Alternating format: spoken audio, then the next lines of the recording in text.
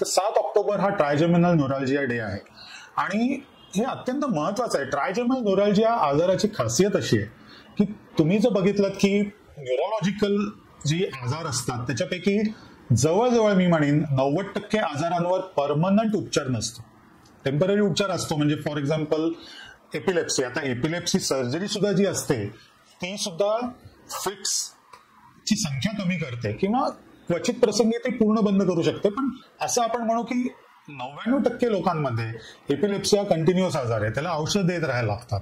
Diabetic neuropathy आहे, म्हणजे diabetic लोकांच्या पायामध्ये आग होते आणि ती खूप प्रचंड आग होते, रात्री झोपता येत नाही, त्याला परमनंट उपाय नाही. असे न्यूरोलॉजिकल अनेक आजार आहेत की ज्याच्यावर परमनंट उपचारच नाही. ट्रायजेमिनल न्यूरॅल्जियाची खासियत अशी आहे की हा आजार योग्य पद्धतीने सर्जरी केली गेली तर जवळजवळ 98 ते 99% लोकांमध्ये क्युअर करता येतो. आणि म्हणून हा दिवस फार महत्वाचा आहे.